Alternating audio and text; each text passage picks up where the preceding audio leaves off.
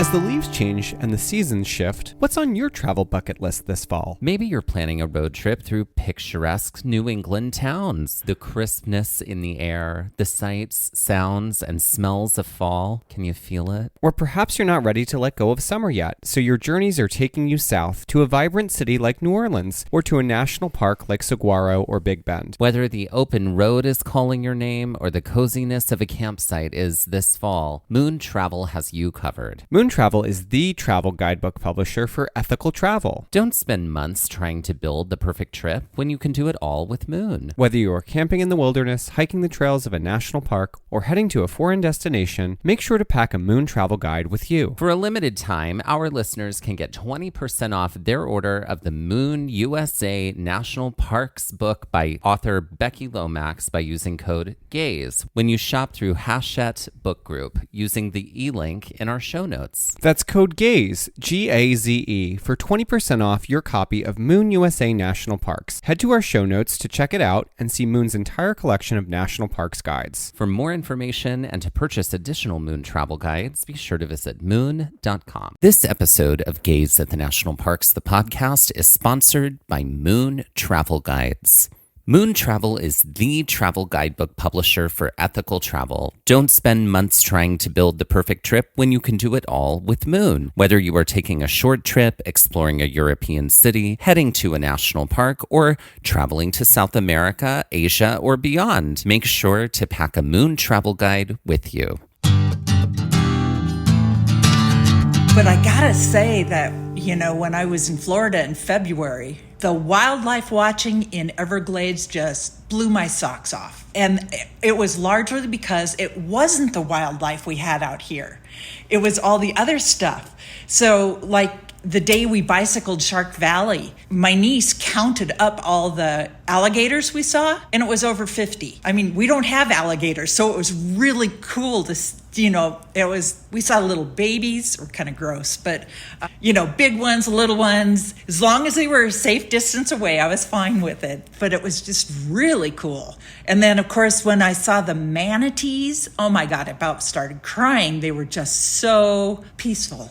I guess that's the best word for them. They were just beautiful. And then the birds, we had one lake that was just probably 400 birds. All these water birds in it, everything from brown storks to ibis and pelicans, and I can't even remember all of them right now, but it was just, and it was so noisy. It was a riot because the birds were just making so much noise as they were flying around, and the pelicans were just scooping up massive amounts of water because there had to be a fish run going on right there to eat. So yeah, I was super impressed, and largely because it was all stuff we don't have out here, so it was the uniqueness of that just blew me away. Well, we are very excited today because we have with us the one and the only Rebecca Lomax. Rebecca Lomax. Realtor at large. You saw that. I did. We did. I did. It was good. Yep. We'll take it with Becky so we don't have to embarrass you. Mm-hmm. So we're very excited today because we have a very special guest back on the podcast, the one and the only Becky Lomax, author of Moon 63 U.S. National Parks, among other books, and someone who has become not only a friend of the pod, but a friend of ours over the last several years. So we're so grateful to be able to have another opportunity to sit down, really rather than an interview, have more of a conversation in this episode that we're about to launch into. It's been the year of all years when it comes to hiking because we got to hike together in Acadia National Park and then again in Mount Rainier National Park. Coast to coast, baby. Coast to coast. Yes. Yeah. This was something that you did with us at the end of each hiking day. But I'm curious, could we start by saying, what was your favorite part of hiking in Acadia? And then we'll say our and then we'll say our favorite parts too, and then we'll move over to Mount Rainier. Mm-hmm. But let's start there. Oh wow, I love it. Yes, we do talk about that every time after hiking, don't we? Yeah. Every time. Yeah, it was great. I love that. I love that tradition of like we get in the car, we're driving away, and we just think about that day. What was your favorite What was our thing favorite today? thing about today? Yeah, definitely. Acadia. I don't know that it was any one hike, but that pink granite there was just, I don't care if it was those slabs out on the coastal areas, like out on Scudic Peninsula, or up on top of a Cadillac, or the Bubbles, or Beehive, or whatever. Those slabs were so incredibly cool. I loved laying on them. Because it was just like, oh my God, I want every inch of my body soaking up Mother Earth here. And it's through this rock. And I just stunning rock. I loved it. Yes, I totally agree with you. Like the pink granite there is just so special. I think my favorite part, okay, I'm going to say my honorable mention favorite part was like that one little like unbelievable cove we saw on the flying man trail, I think is what it was called. Where the tsunami came in and we had to jump up and you grabbed my hiking poles because they were going to get washed away. That's my honorable mention. But I think my favorite thing was the tide pools. Oh, in Shipwreck Harbor. Yeah. Those were amazing. I was like, well, this is all of the colors that make me feel calm and make me feel alive and like that I just want to surround myself with at all times. Like all these different shades of like olive green and all these little pops of other things. I just was like, this is it. Clearly, I need to live in some tide pools. That's we hadn't really done tide pools before then either. So I think that was really special. Like just in general, I was like, oh, this is great. Like it's not something we see all the time. So there was something very mystical about that in its own way. And what about you, Mike? Well, I think my favorite part It wasn't the getting up at 3:30 in the morning, but I think my favorite part was getting up to see the sunrise because that's something. I mean, we've done so much of Acadia. I had to laugh though when we were like, yeah, Becky, we've done most of Acadia. So like, whatever you want. And every trail you picked was something we hadn't done. So I was like, well, stand corrected there. But I do feel like that was something, it's sort of like we've been to many dark sky parks, but we've never made it there when it's been a clear night without a moon. So we really haven't gotten to experience the majesty of the night sky in that way. But this like being this sort of celestial event that we were able to take part in, that so many other people like were there for, there was something so beautiful about just watching the sun come up. And it's like, I can't remember the last time I did that. And I can do it any morning I really want.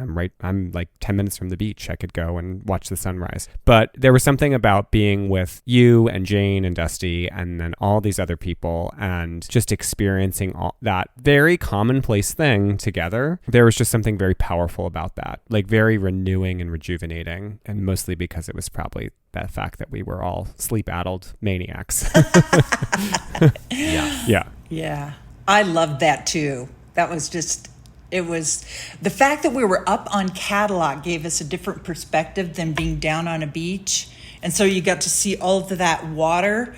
And then when the sun came up, there was the color changed a little bit on the water. And that was just so cool to watch. I mean, just beautiful. It was beautiful. Okay, so now let's move to the other coast, Mount Rainier, which is like really wild. Like inside of like a month's span of time, we were able to hike together in Acadia and then in Mount Rainier. Stars aligned there. The most, right? It was kind of surprising that all worked out. Okay, so of all the things we did together, favorite part of that time hiking Mount Rainier, because you've hiked Mount Rainier many times. Yeah, that was kind of my family park when we grew up and where we went. And I just have too many images in my head. There were really good ones. I think my favorite one might have been the first day where we did the east side of the skyline and went up, and then we just wandered off trail up, over snowfields and stuff. That's one of my favorite things to do, is kind of find nice places to go off trail and explore. And that was just really cool. I liked it a lot. And just the fact that you can, here's a rock pile, I just want to go see what's over here. And so you can go do it. And the whole time, of course, then you've got Mount Rainier sitting right there. That's just spectacular. So that's probably mine. And I think that mine was probably, I think it was getting to doing the other side of Skyline and getting to McClure Rock and just hanging out there, because we sat for a while and we had such a great vantage of not only the mountain, but Camp Muir, all the people coming down and going up. I just think it was so cool to have that perspective, especially because we had toyed around with the idea of hiking up to Camp Muir. Ultimately chose to kind of do some more things that weren't going to totally decimate us. So we'd have more time for things. So yeah, I think that was, I mean, seeing Adams and Mount St. Helens, and was it Baker? What was the third volcano we saw? I can't remember. It wasn't Baker, right? Because that was the Adams, north St. side. Helens, Hood. Hood. It was Mount Hood. Hood. Okay, Not it was Hood. Hood. All right. Yeah, in Oregon. Yeah. Seeing those four from that vantage point was just really, really cool. Oh yeah, I think my one of my favorite parts was the screaming marmot. Remember? That's because you're the marmot whisperer. No, I did love that. That screaming marmot in the distance. That just was sort of like, how did we describe him? He was like a judge holding court. He was like holding court and like out and just like was making sure everybody knew. No, I did love that. I think my favorite part was, I'm doing a little bit of a combining of a bunch of small moments, but the moments when like we'd all like get to have Becky Lomax nature school, and like we would be able to be like, hi, okay, so we're noticing that, like being able to stand there and look and you're like, okay, so that is a glacier, but it looks like a rock pile, but here's why it looks like a rock pile, because the rocks have fallen on top and they're getting compressed, like that. Or like when we were able to stand there and see those two streams flowing, one was clear and one was really cloudy. It's because that was glacier melt. The one that was clear was because that was snow melt. Like being able to have those moments was so special. And like, obviously we're both, we both come from teaching. And one of the reasons that we hike in national parks or hike outside at all is just because we're curious people who love learning. And so like, that was always moments that feed my soul. Or like the moment when we were hiking up to Comet Falls and we were like, why are all the trees like all like, have they all chopped snapped off, yeah. at the same level of tree? And so like you talked to us about, you were like, okay, so snow falls down, it gets up to a certain level, then an avalanche of rocks comes through and it takes out all of the tops of the trees, and then when the snow melts, the part of the tree that was in the snow is the only part that remains. Those kinds of things were so special for me and my favorite part. I kind of, when I hike with people, sometimes it's like, do they really want to know this or not? So I never know what to, because I don't, I used to be a hiking guide and all you did on the trail was this,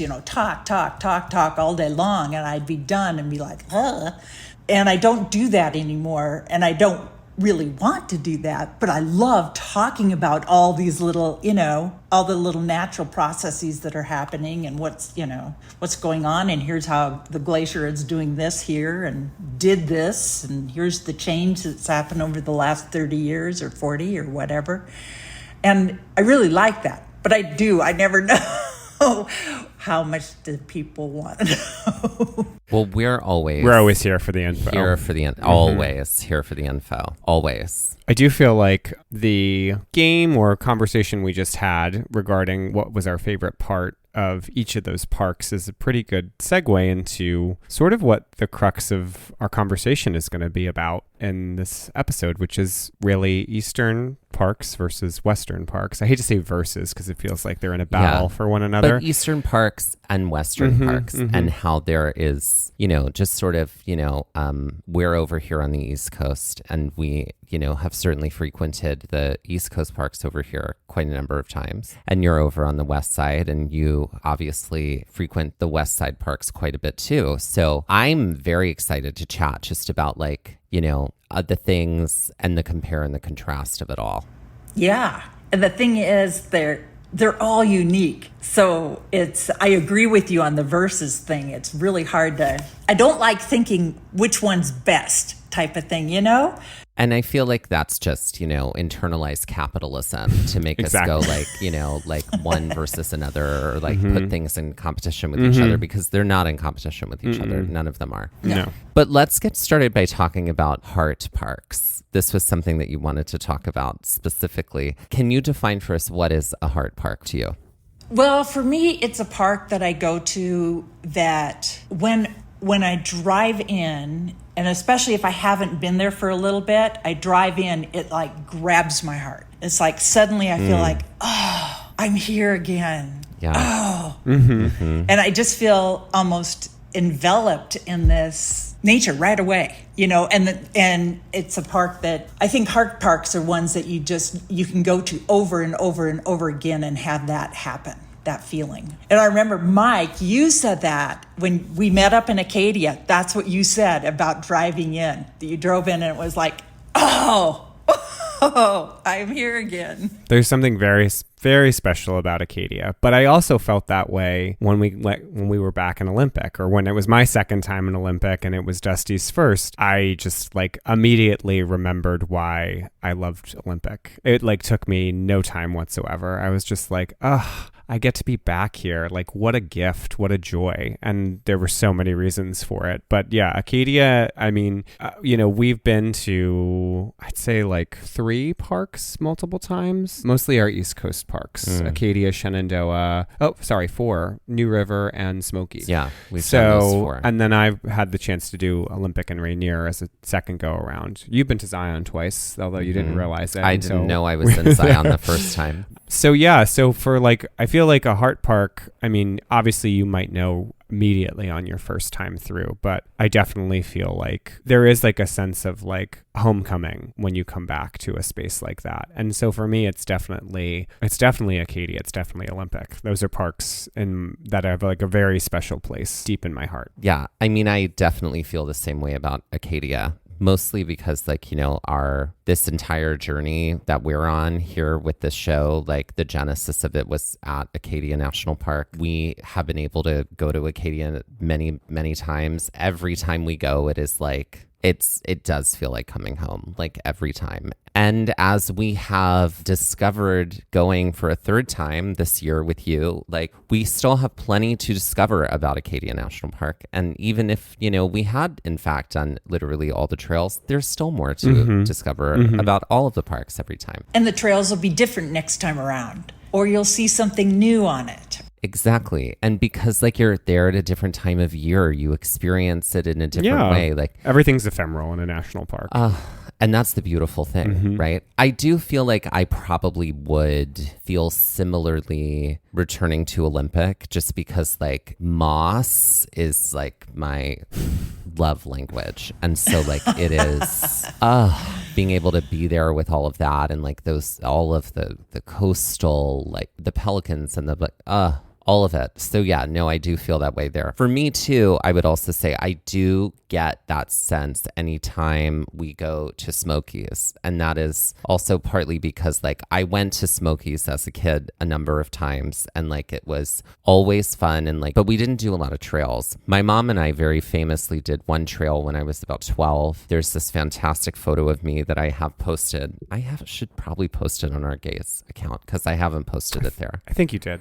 Well, it might need a repost soon, but it is a fabulous photo of 12-year-old me in like this green windsuit. Love it. And it is so funny. And it's like fabulously queer. We lost the keys to my mom's car while we were hiking, and I took like 1 million pictures. And of course, when I got them developed, I got doubles, because that's what you do. You did. Going through them, we were like, I wonder if the keys are going to show up in the pictures, because like luckily she had extra keys inside the car. So the park ranger came and was able to help us get the car open. But like, that's also a heart park for me. What about you, Becky? Oh, come on. You know mine. Well, I mean, it's clearly Everglades.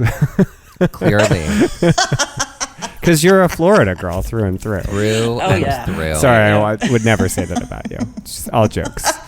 I'm going to guess it's probably Glacier. Yes. It's probably Rainier. And Rainier is probably also a heart park for you. And it's, I live right outside a glacier, 20 minutes outside the west entrance. So I'm there frequently when I can be. And it doesn't matter. I still go in it anytime. And I've got that feeling. It just goes, oh, okay, I'm here. Yeah. And that's pretty cool. But I would also have to add Olympic onto my list because, I probably did way, way more hiking and backpacking and climbing in Olympic than I did at Rainier. I did a lot of hiking and backpacking and climbing Rainier, but a lot more in the Olympics. I just haven't been back there in a while. So I need to do that, I think. Yeah. Yeah. And we'll just meet you there. Yep. Okay. That sounds good. Sounds good. Yeah, for sure.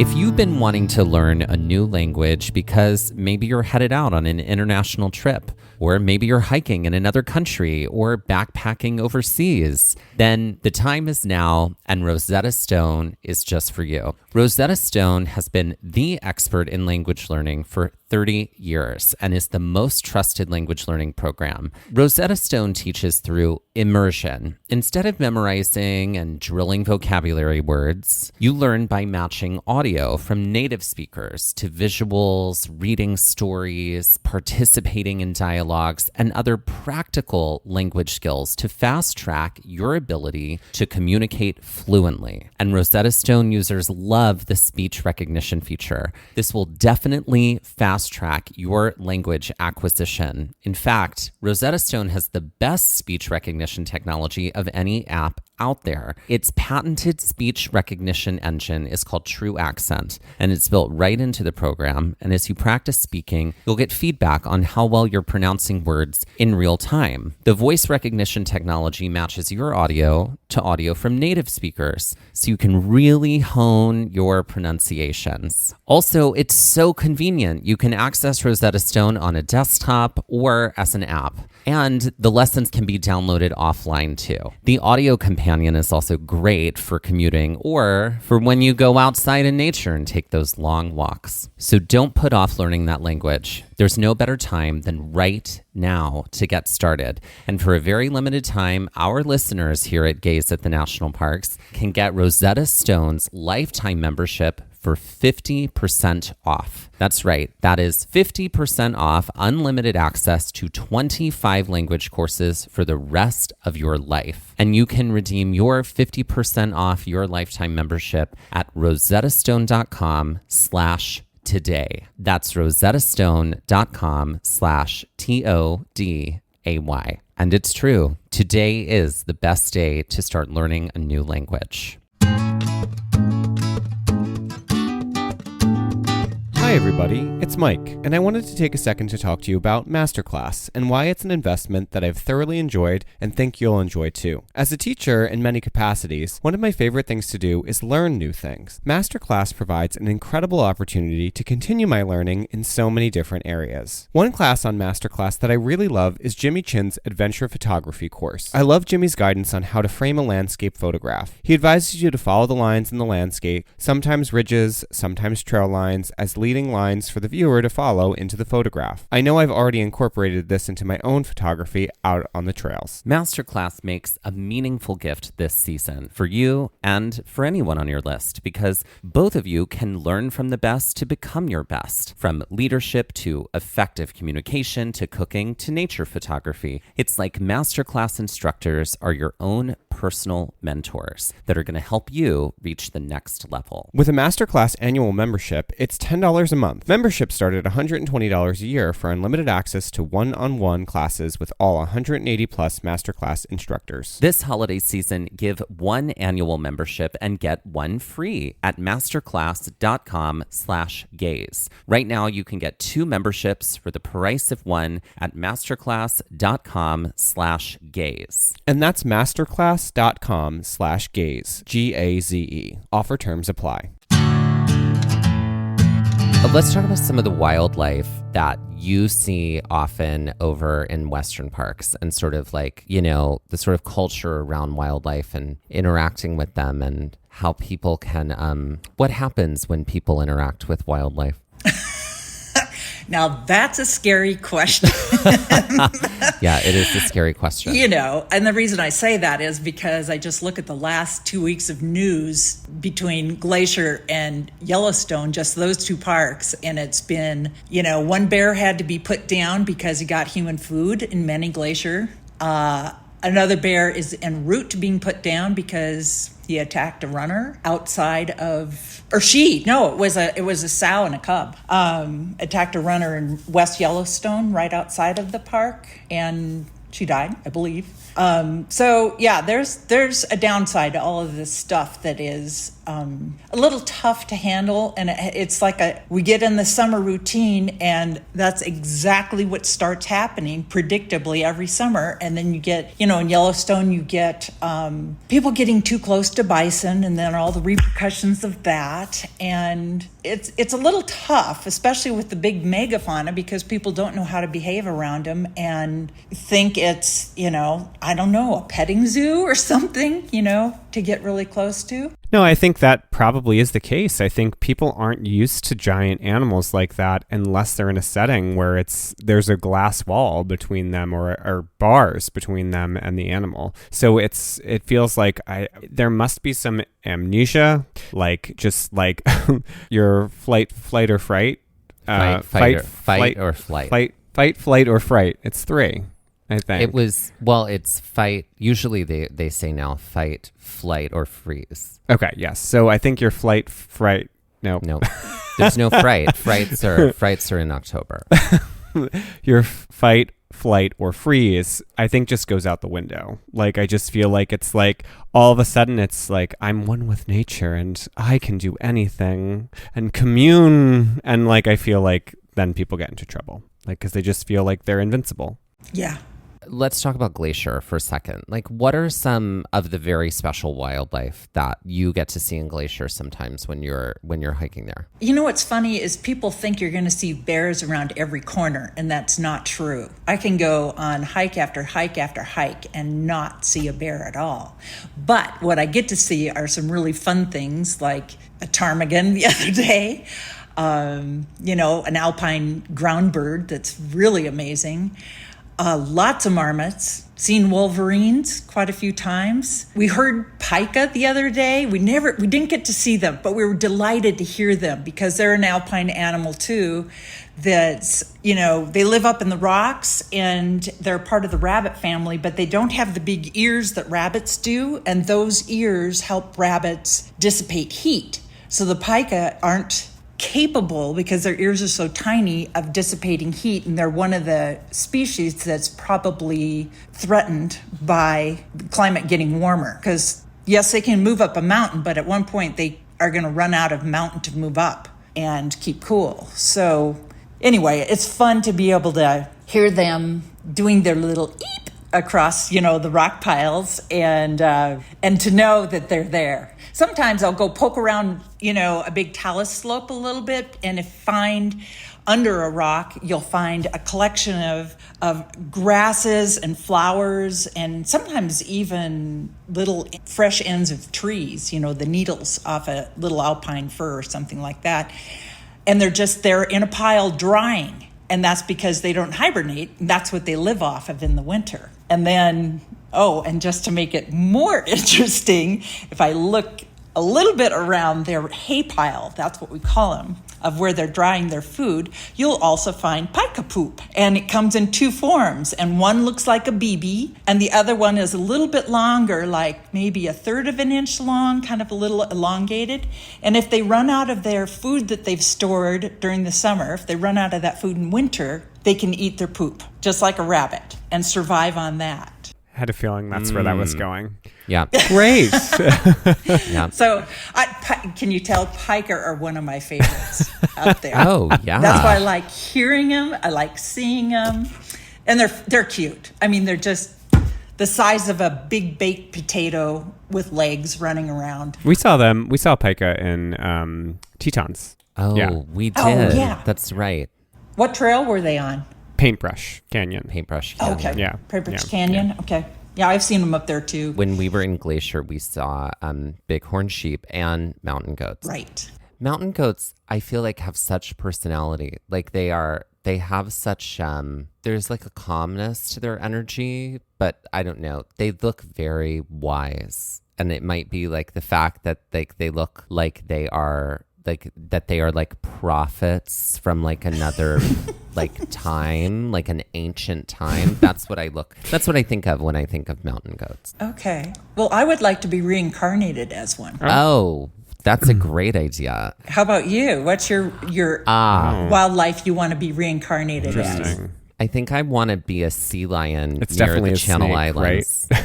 Huh? It's definitely a snake, right? A snake. Oh, Yeah. it's definitely a snake. Yeah, right. Like a black racer snake. Yeah. That's like, no, a sea lion near Channel Islands, I think would be me. And Mike? That's a great question. I feel like it would be some sort of bird. Oh, okay. Just because I'd like to be able to soar above it all. And then just like when I'm like done, just bounce, just out, take off, and I'm out. maybe one of those brown pelicans near Rialto Beach. In Olympic National Park. So you get the water and you can do the land if you want to.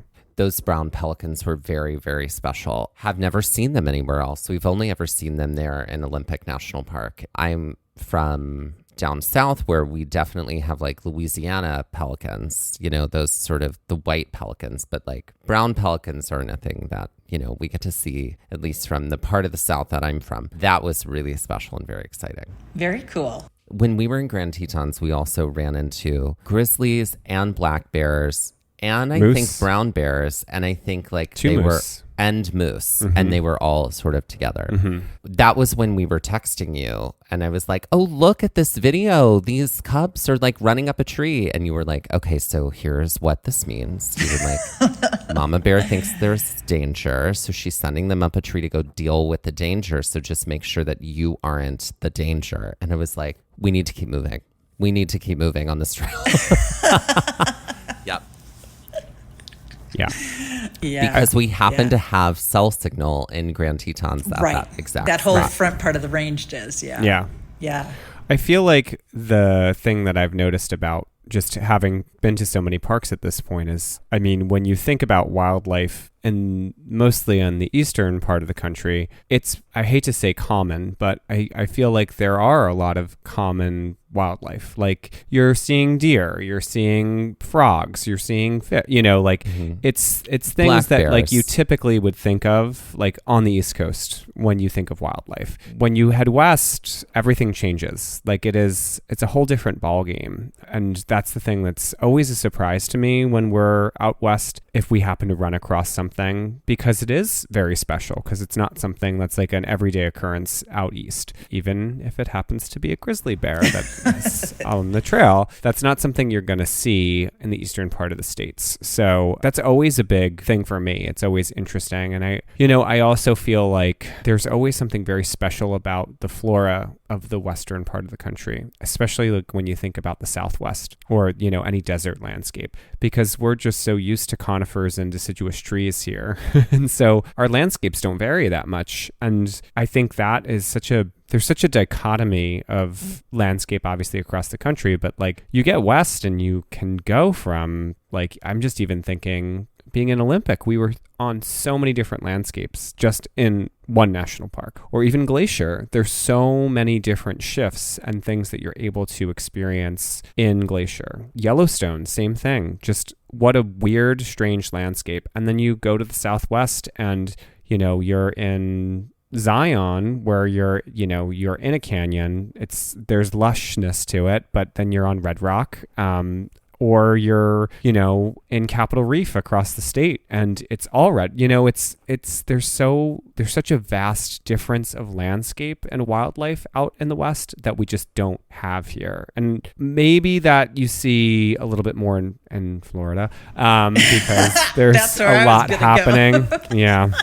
I knew where you were going. See, I can read that mind. But yeah, that's at least, and we haven't been there yet. Don't know when we'll go. But yeah, I do feel like that's something I've noticed. But take it away, Becky. Well, I agree with you about, that's why I live in this end of the country. It's got all those things you mentioned that are just, I love. But I gotta say that, when I was in Florida in February, The wildlife watching in Everglades just blew my socks off. And it was largely because it wasn't the wildlife we had out here. It was all the other stuff. So like the day we bicycled Shark Valley, my niece counted up all the alligators we saw, and it was over 50. I mean, we don't have alligators, so it was really cool to, we saw little babies, or kind of gross, but, big ones, little ones. As long as they were a safe distance away, I was fine with it. But it was just really cool. And then, of course, when I saw the manatees, oh my God, I about started crying. They were just so peaceful. I guess it's the best word for them. They were just beautiful. And then the birds, we had one lake that was just probably 400 birds, all these water birds in it, everything from brown storks to ibis and pelicans. And I can't even remember all of them right now, but it was and it was so noisy. It was a riot because the birds were just making so much noise as they were flying around, and the pelicans were just scooping up massive amounts of water because there had to be a fish run going on right there to eat. So yeah, I was super impressed, and largely because it was all stuff we don't have out here. So it was the uniqueness of that just blew me away. And I love that. That was pretty cool. And then, you mentioned flora too. When I was in Smokies in May, Great Smoky Mountain National Park, it certainly wasn't the fall color, but the forest there was so different than what we have out here because it's loaded with all kinds of things like oak and hickory and all these hardwood trees that just were so a different green than the fir trees and the aspen and the birch that we have. And I remember hiking there and thinking, I don't even know how to say. I could tell you they were all green, but I don't have your command of art, Mike, to be able to. Well, I don't know. You did teach me the word rufous this past trip, so I don't know. There's still things for me to learn. That is a red color, by the way, everybody. Yes, but I couldn't come up with the varied colors of greens I was seeing in those hardwoods because every single one of them was different. And it was just so beautiful with that. It didn't kind of have the monotone that we have in the fir forests a lot. It was so green.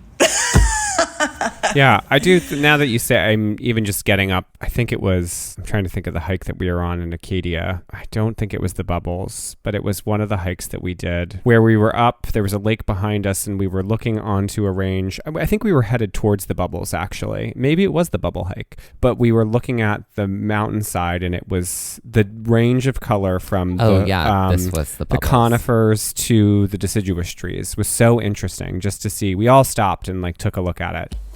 Is that the Cadillac Road? Right there? Yep. Oh, wow. How fun. Yeah, I'm pretty sure. Yes. Yeah, I remember gather. Yeah. Figuring that out yesterday when we were riding the east side of Eagle. So, yeah, here we are close to the top of the North Bubble, coming up from Connor's Nubble.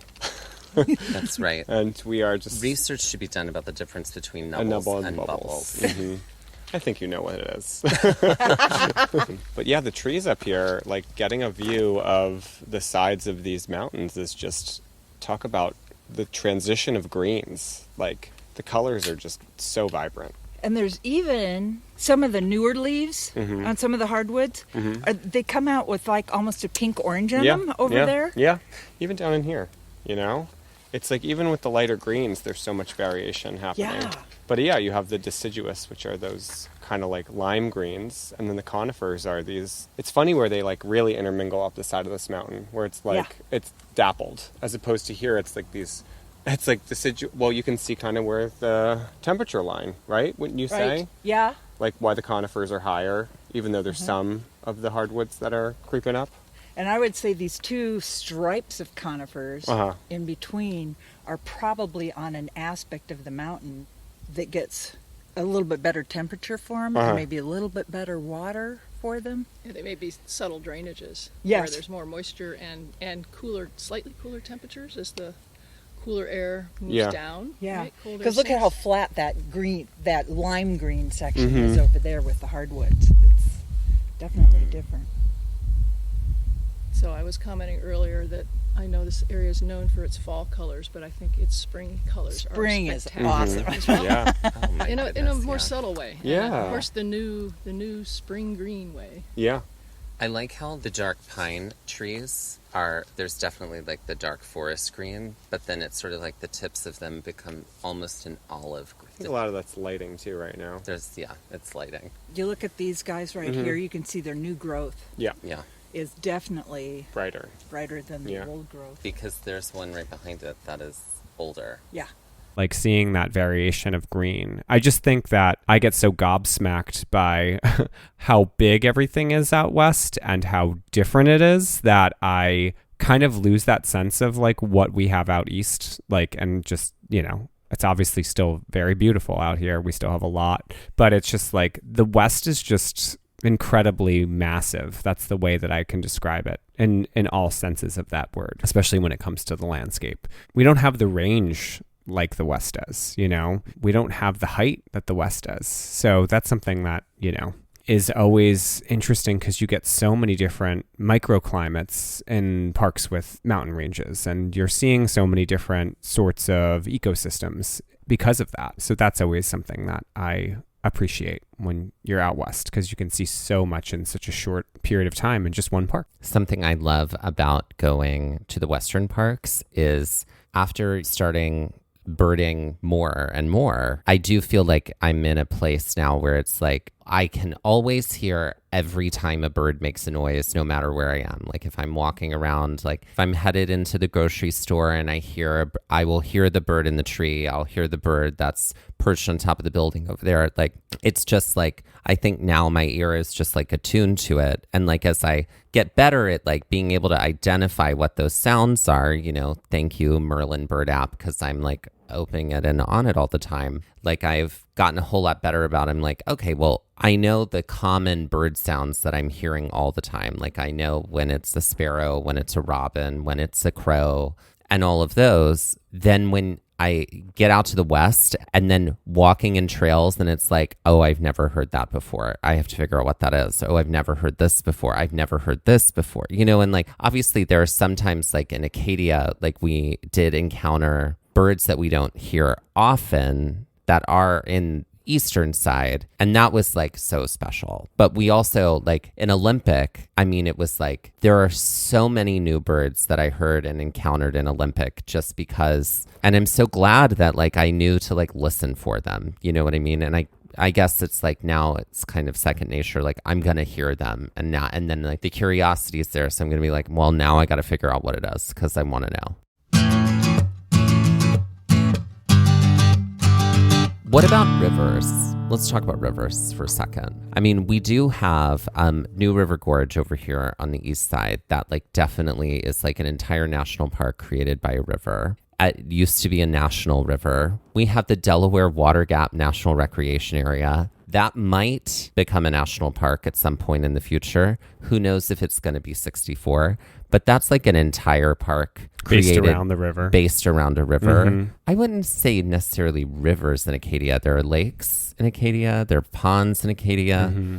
I'm trying to think of Congaree. other. Oh, Congaree is a park very much so based around the water. Around a river. Mm-hmm. But like what I think is so fascinating is like how even in situations where we have canyons over here on the east, the canyons look totally different than the canyons in the west that are also in relation to rivers. And what's the difference that you're talking about there? Like it's just so green and so covered in forest. Here. Right. Versus over in the west when like you can, like thinking of Virgin River in Zion, or the Colorado through the Grand Canyon, mm-hmm. Or Black Canyon of the Gunnison. Mm-hmm. Yeah, where it's like it's a lot less green, but it's so many other colors and it's so many other types of wildlife, and there's so much more rock versus so much more forest. I also feel like there's more power behind those rivers out west. Like, and clearly, like, it just feels like the flow is typically stronger, typically, depending on, I guess the melt too would depend on. But I do feel like when you think about the canyons that are there and how tall those canyon walls are, how much that river had to cut through over time to erode. Erosion.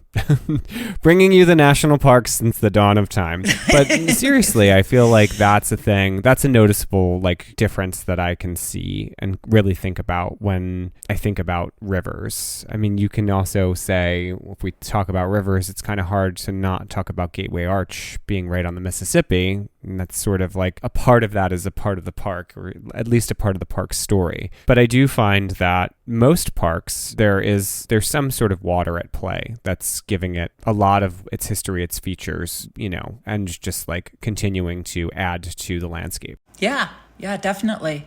The other thing I would throw in for the rivers is that actually is more of an equalizer between the east and the west rivers is the rafting on them. And actually, if you talk to people that are raft guides and stuff, of course, everybody wants to go raft the Colorado through the Grand Canyon because it's, takes you 21 days to do it. It's a big trip and big water. But back east in New River Gorge and then just north of it, the Gauley Recreation Area, the Gauley is like the big water of the country. So you think, okay, Grand Canyon's big water, very big water. The Gauley's bigger. And yeah, I mean, not by huge amounts bigger, but certainly not as long to raft through it. But it does have it. And New River Gorge, when I rafted that, we were on above class 4 rapids, and they were a riot, just totally getting splashed. I wouldn't want to do it on a cold day because we got quite wet. But it was just really fun and big splashy stuff, and you'd be coming over like a little rock drop and you'd see this hole with this big back curl wave coming up at you, and you just kind of went, okay, here we go. And it was like somebody had taken a fire hose on you, it was. So it's I think when you look at how the water runs through it, I totally agree with what you were saying about the different canyons and stuff and the different looks, but how the water runs through it, I think, is the more equal factor in between the two sides of the country on that, because you do have those opportunities to do big water in the east, definitely. We almost did some Class 4 rapids with Grandma Joy, but Brad was like, hard stop now. No, we can't do this. Joy was down. Joy was like, well, we would have had to go right from that without being able to change and walk the bridge walk. And so we were sort of like, no, that's okay. Yeah. So did we want to do the bridge walk wet? Right. Essentially was the question. Right. And no, because it's, at least when I did it, it is so windy up there. Was it windy when you did it too? Oh, yeah. Yeah. Absolutely. Oh, yeah. Very windy. Yeah. We would have all gotten hypothermia. Yeah, exactly. Yeah. Speaking of water, because I always am fascinated by that in a park space. And this is something I said when we were in Acadia, coastal parks and, parks on the water. Like, there's something very special about Acadia being right on the water. I think if the ocean wasn't there, it would still be grandiose and beautiful, but there'd be something missing. I feel like that's something that gives so much to it. Reflexively, I feel the same way thinking about Olympic or Channel Islands on the West Coast. The fact that they are right on the coast or surrounded by the water really is what makes those parks so special. I mean, Channel Islands is like Ireland and, Greece and I don't know, all put together. It's like the Mediterranean and the British Isles have come together and had a love child and dropped it off the coast of California. But there's something so magical about that. And, we've yet to do the Florida parks, which obviously there's a lot of water involved there on the coast. And if we think about coasts, even in the Great Lakes, I mean, I know that we're planning a Voyager's trip somehow in our minds. And even Isle Royale, those are parks that we haven't done. But it's just, I do find that there is something, and maybe it's just having grown up on the coast, and you can kind of say the same thing. That's sort of like a heart park sort of thing. It's like having the ocean near. There's something very special about that. And don't get me wrong, I love like the 7 days we spent in Glacier, or, you know, anywhere in the Southwest. There's something so magical about those spaces. But the ocean is like it ties it all together for me. So I think I have like an affinity in spaces like that, even more so. And I find that there's something beautiful about that, and just being on the water like that. So, you know, I would have to, just talking about water and coastal parks, very different than Acadia or Olympic, or probably even Channel Islands, is U.S. Virgin Island National Park.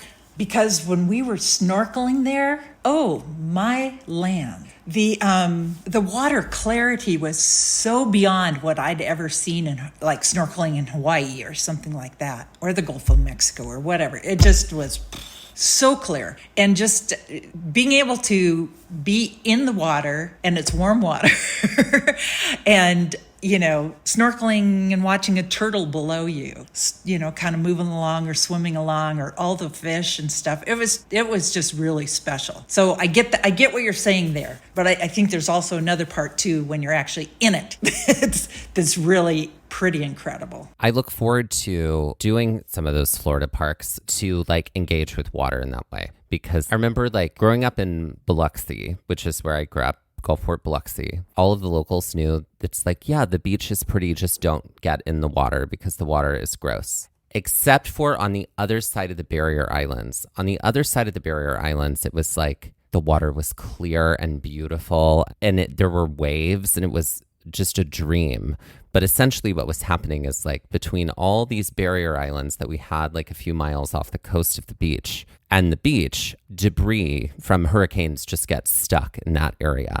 And so the water is just like all the bad stuff gets stuck there. And then so it's like all the good stuff's so you have to get to the other side of a barrier island in order to like, growing up,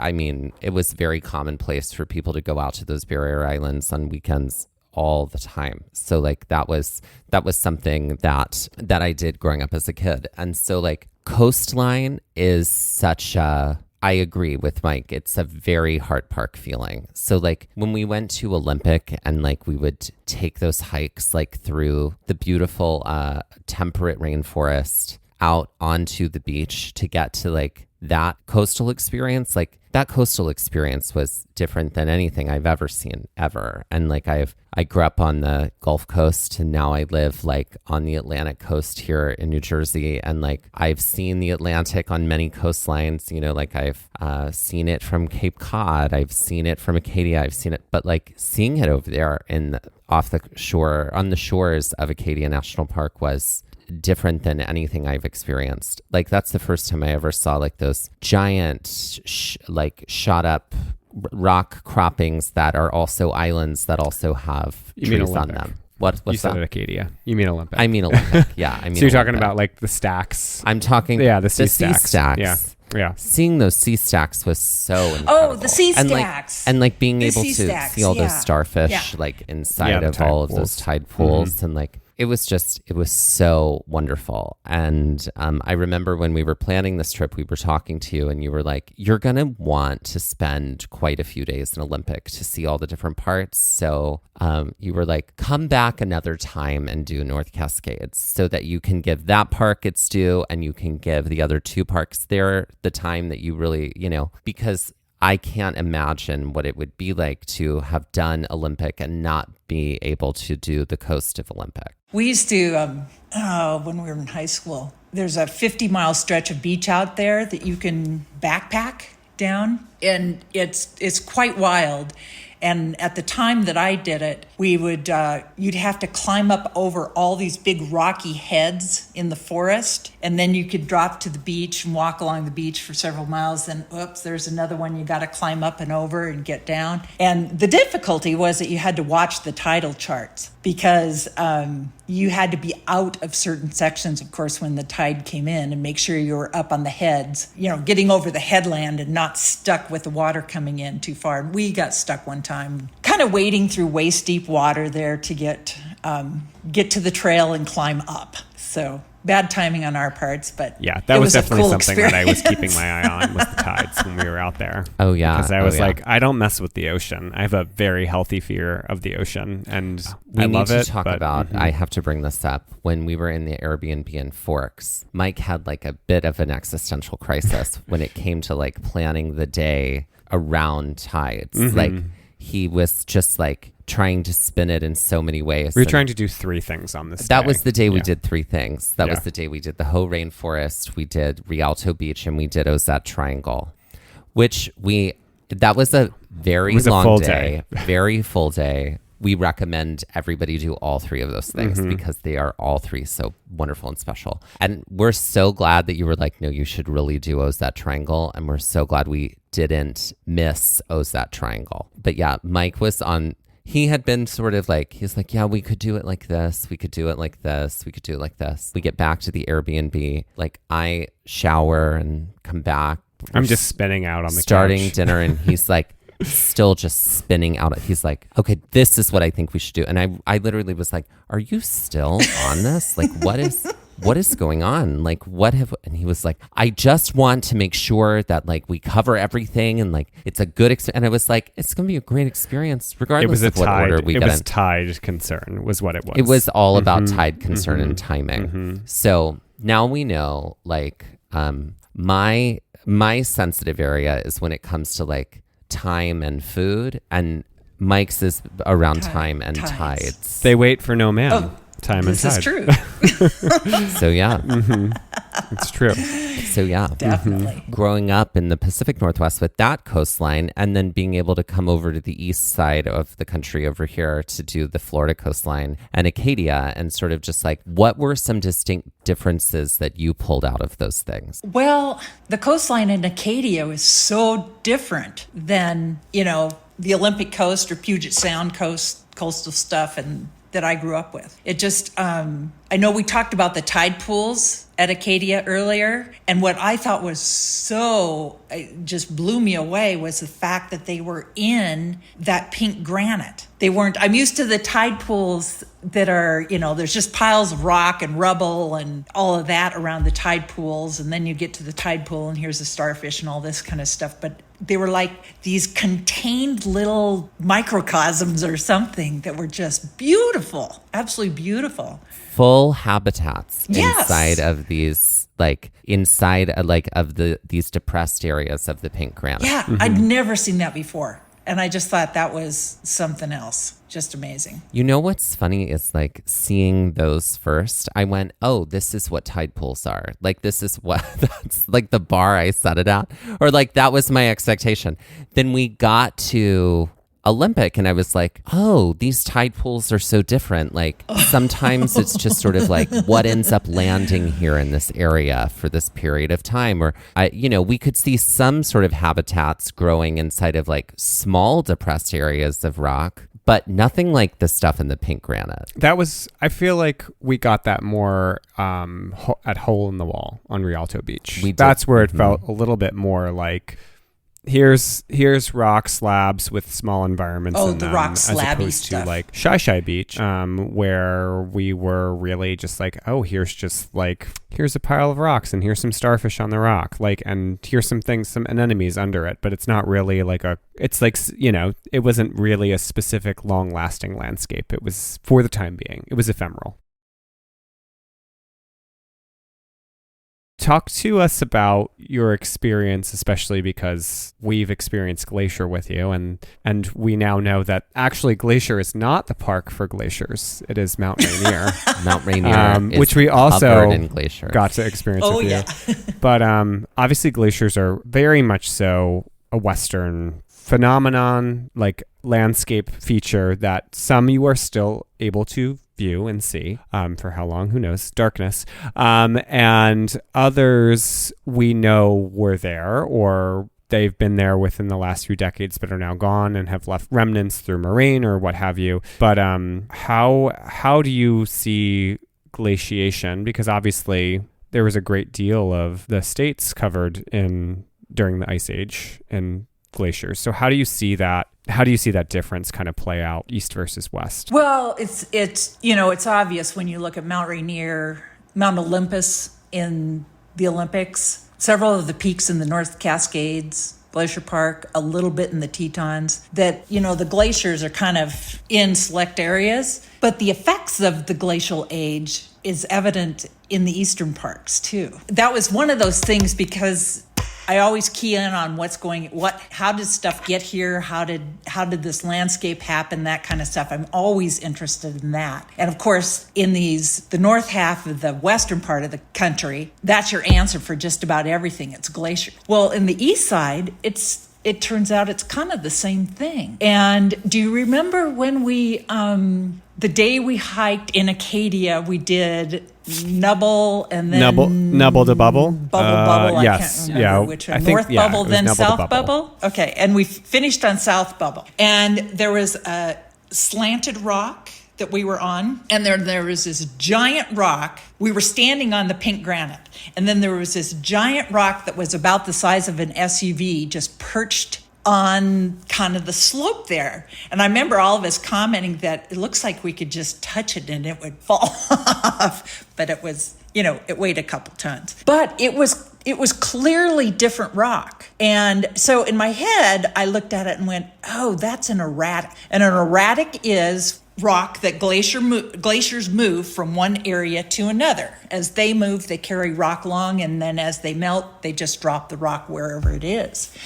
And so when I got home, I looked it up because, of course, I had to know. And it came from 30 miles north of Acadia via glaciers. And that whole area we were hiking in on the bubbles there, we were looking down on Jordan Pond from there. That was all a glacier carved system that came through there that made it. And so the mountains there basically have their shape because of glaciers. And the fact that erratic is just sitting there on South Bubble, it's a statement to those glaciers being there. And I just thought that was really fun to find out about that. It's fascinating to think about, and I guess a lot of it has to do, I'd imagine, with elevation, that the West has held on to their glaciers, whereas the East, they've all just dissipated. And I'm assuming a lot of it has to do with elevation and just the range of the mountain and being able to kind of insulate that glacier. And we don't have that out East. Well, I think there's a lot of factors going into it too, which would be climate and temperatures, and all of that is an effect of it too.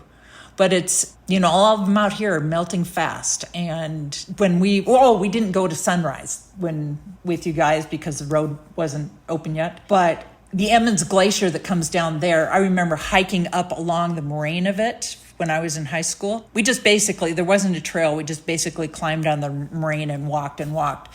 Well, that glacier, the last time I saw it, which was probably 10 years ago, I was on a hike above it looking down. I was totally shocked that how far back it had melted. And it was probably easily a mile further up valley than where it had been when I was in high school. Now that just dated me age-wise, but it's shocking to see that stuff happen. A mile is hugely significant for a glacier.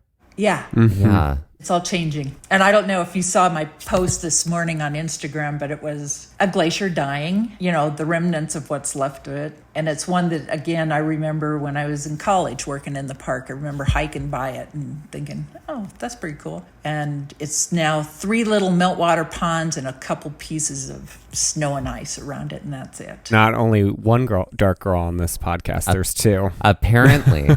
Another thing that I'm kind of fascinated by, and we got into this when we did a whole thing about the science. Well, we talked about it when we talked about the science of the Tetons and all the different kinds of mountain ranges that we have here in this land, also called the United States, is that the relation to volcanoes, the east side versus the west side's sort of volcan activity. Yeah, volcan activity, if you will, because there are parts of the Northeast, there are sections of mountain that were not volcanoes, but were created from underground volcanic activity, but there was never an opening, nothing ever came out. So they were never considered volcanoes. Yet, however, Mount Rainier is a volcano. Lassen is a volcano. Mount St. Helens is a volcano. And there's so many volcanoes. Ring of Fire, baby. The Ring of Fire is all up over there.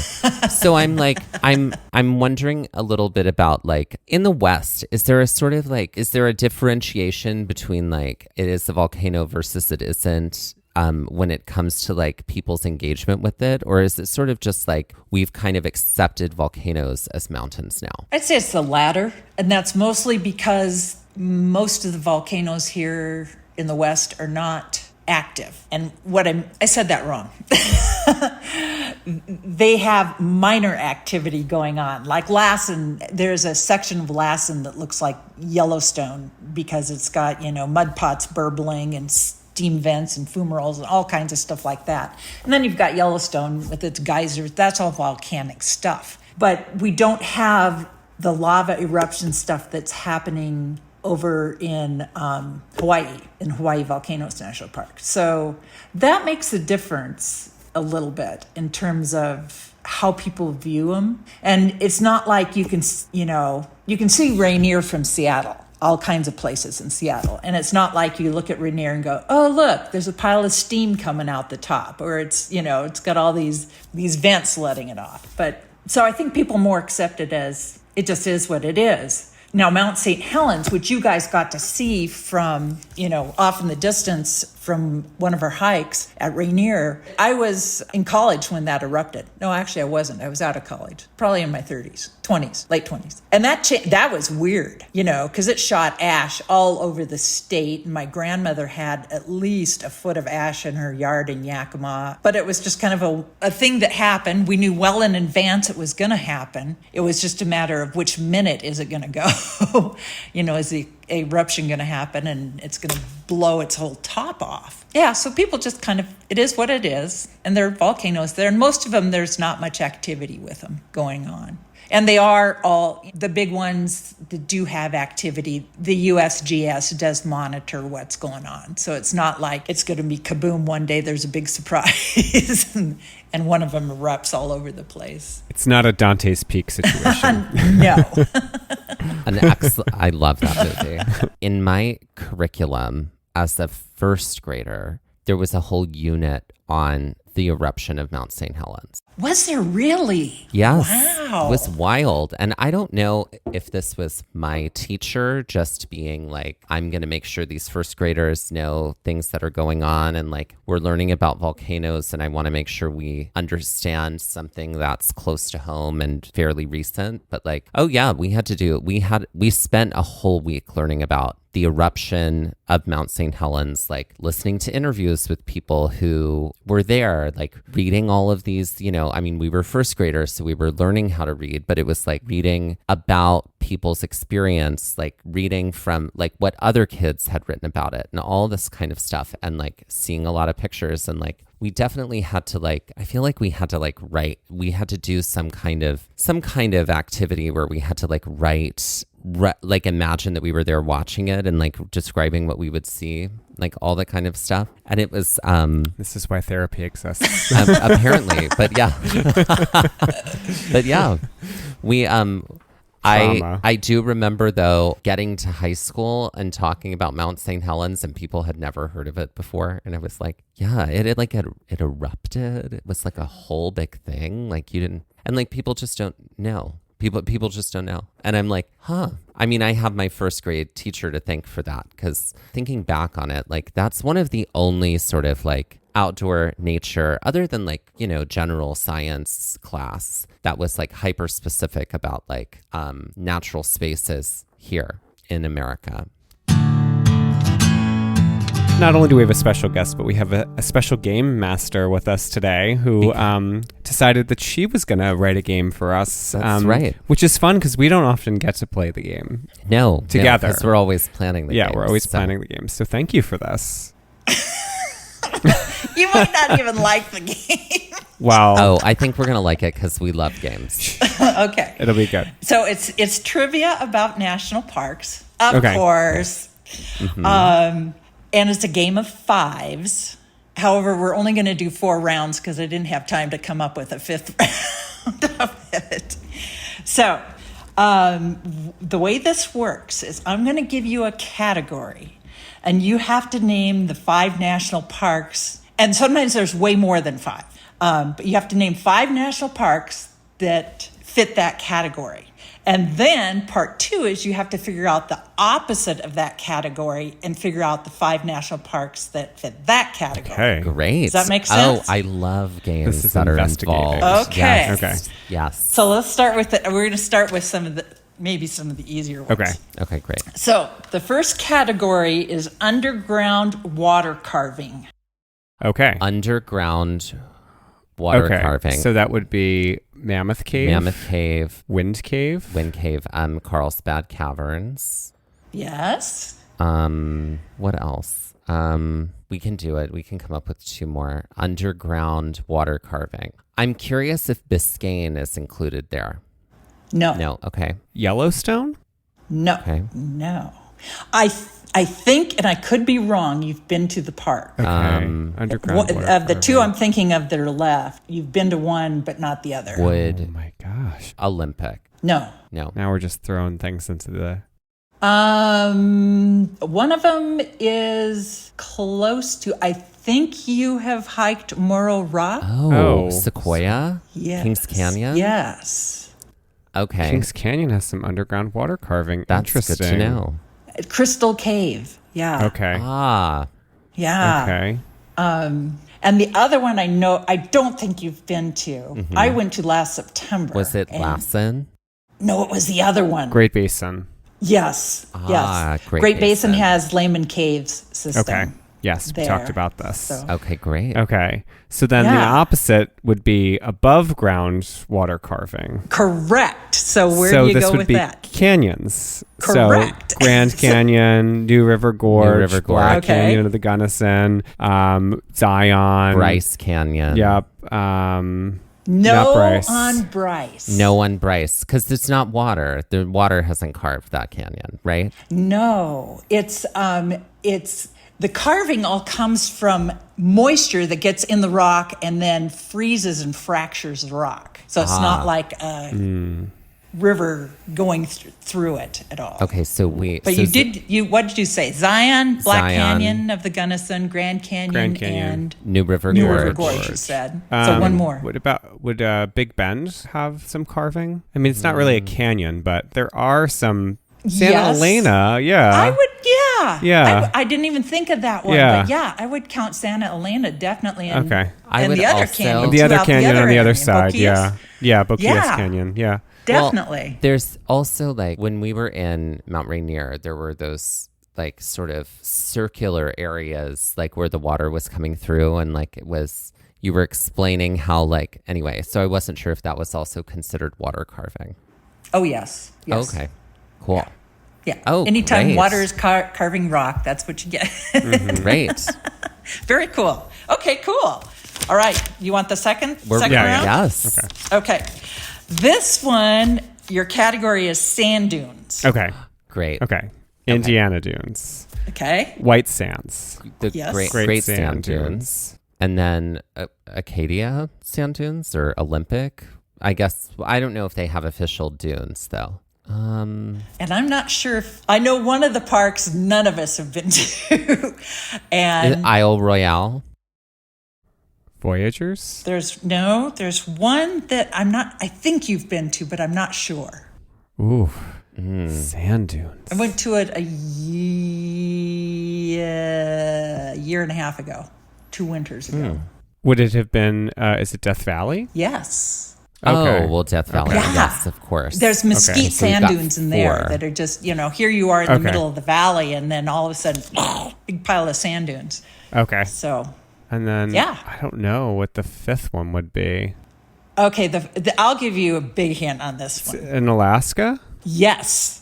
And that's Oh. why it's a total surprise, because you would never assume there'd be Is sand dunes there. Is it St. Elias? Is it I Wrangell don't St. think Elias? so. No. No. Is it Kenai Fjords? No. Gates of the Arctic? Oh, you're so close. Oh, we just have like one more. What's is it? It's not Colby. It's another K one. You're on it. Yes. What is you it? Want some help? Yeah. Yeah. It's Kobuk Valley. Kobuk yeah, Valley. That's just west of Gates of the Arctic. Yeah, Okay. and that's one of those parks that you got to totally fly into. You can't, there's no trails, no nothing. Right. You just get in there and there's a pile of sand dunes. Okay. So the opposite of sand dunes would be No sand dunes? so ocean parks, No, think about what sand is. glass. I mean, it's silica. Okay. Sorta. Quartz. Well, yeah, it can be any of those. I mean, Yeah. So you got So would it be rock? yes. So go the total opposite. What sort of rock is really solid? It's not. Is it igneous rock? Granite. So granite. Okay. Granite. So Okay. Yeah. that's right. Igneous Rock was the band that I came up with in Acadia in the That's Cove. There true. you go. That's true. So, and we do know Yeah, that there is it's granite in Acadia. Acadia. I feel like I'm wondering, is there granite in Shenandoah? I don't know don't about think that. so. I don't know. But I could be wrong about that. Glacier. No, not even close. Okay. Glaciers, I'll That give you a was- hint here. The about all- disappointment was palpable. No, glacier is definitely a big pile of sedimentary, crumbly rock. So if you think about granite, it's the rock climber's paradise. So New River Gorge. Yes. It's got some, but it's also got some other harder rocks with quartz and stuff. Tetons? Yes. What's interesting there is it's the top part of the Tetons. Oh, Yeah. okay. Oh my And God. I think you've been to at least two more that have it. Okay. I'm sure we have. I'm I'm Rocky trying to- Mountain. Rocky Mountain does have granite too. Okay. Okay. And then I don't feel like Smokies has granite. No. And then what about Hot Springs? Honestly, I don't know. So maybe. Okay. Maybe. Go west. Go west and Okay. Go west, go young west, man. young man. well, does Rainier have granite? Think No. rock climbing meccas. Yosemite. Yes. Yosemite. Yes. Okay. Yeah. And then also go further Yosemite south has and what's granite. the next big rock climbing mecca? Southern California. Joshua Tree. Yes. Ah, So, yeah, okay. granite makes for really good rock climbing because it's solid. It's not like glacier where you can pick up your handhold, pull it out, look at it, and put it back in it. Glacier, that's bad. So, yeah. Okay, good job. Love that. Okay, here's the third one, and it's going to get harder. Oh, now. Great. Great. We're ready. We love this Thank game. you. Okay, this one is the oldest mountains. Oh, okay. The oldest mountains. So what I do know, there's one answer that I'm going to say for going in the opposite direction, which are the youngest mountains. Okay. Okay. Well, save it. I'm going to save it for them. Okay, great. So oldest mountains. Smokies. Yes. Rocky Mountain. Yes. Olympic. Yeah. There's a huge list of possibilities. Oh, for Rainier. This one, so. Rainier. No. North Cascades. I got to think about that one. Possibly, yeah. Glacier. Glacier, definitely. That's very old. You got to get one more. There's one more in your area. Acadia. No. Shenandoah. Shenandoah. Okay. Yeah. And actually, Great Smoky and Shenandoah are the oldest. Their mountains were built probably 200 to 300 million years ago. Right, they were supposed to be. I mean, they've just whittled down over time, right? Correct. They were taller than the Rockies, right? Currently are? Yeah. Yeah. Yeah. And they've gone Yeah. erosion that you were talking Yep. about earlier has happened. Yeah. Okay. Yeah. So the newest Okay. mountains. So So the newest Rainier. mountains, what do you- the youngest Rainier mountains. can go in this category, yes. Grand Tetons. That's such a toughie. Tetons is the youngest range in the Rockies. However, if we want to make it more like 1 million or less years ago, it wouldn't fit. Okay, so Rainier is in the youngest. Acadia. Cadillac Mountain. I don't think so. Although that's glaciation that made that, so that would make it maybe. I'll give you a maybe point on that one. Okay. So Yes. Rainier is what we've got so far. We've got Rainier. What about Guadalupe Mountains? No. Think about what Rainier is, and then you'll get the rest of it. It's a volcano. Yes. Okay, So Lassen. Yes. Okay. Which is probably the youngest Oh, of okay. all of them. Oh, all right. okay. So that's 2. So other parks that have volcanic mountains. Is the Chisos, this Big Bend with the Chisos, are those young? No. Oh my God. Well, is Mount Whitney young? But that's not. That's technically in a national park. That's in Sequoia, isn't it? Yeah. Is it in Sequoia? It probably is old because most of the Sierra is about 40 million years old. Okay. So that was in our old category. Just stick with your volcano thought. Okay. Crater Lake. Yes. Okay. What else? Olympic. No, Olympic is one of the oldest. Oh, Olympic was old. Okay. What about like Hawaii volcanoes, like those mountains? Yeah, and Haleakala. Uh-huh. Okay. That's fine. Okay, there's 2 more. Great. Okay, you got your 5. Perfect. You could have said just about any of the parks in Alaska, too. Oh, okay. I keep forgetting about those. Yeah, because they're all volcanic. Okay, last category.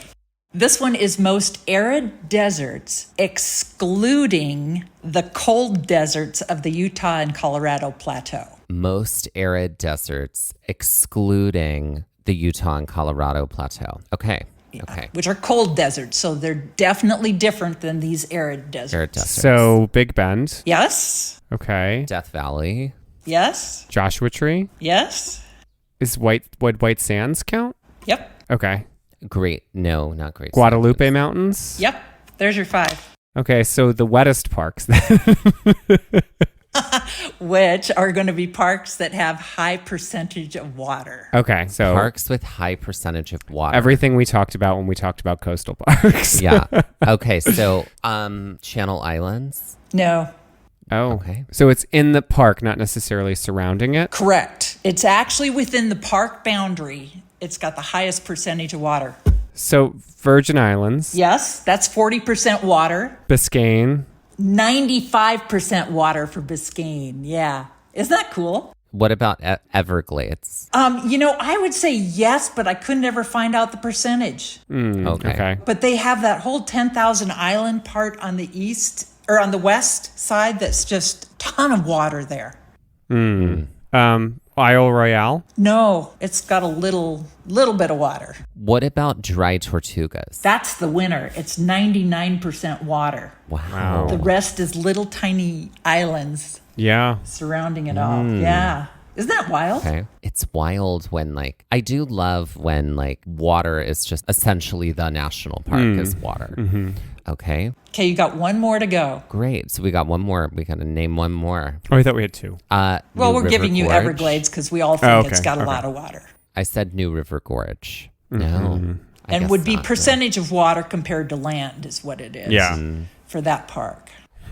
Not Voyagers. Oh, yes, Voyagers. Oh, great. There we go. Voyagers. Yeah, it's 40% water, and it's all those lakes. It's got Yeah. those 3 Wow. giant lakes, and then it's got a gazillion little lakes in it. So, Okay. yeah, that one's weird because it's an inland one that Yeah. has all that water. So, nice job. Thank you. Thank you for such a fun game. Yeah.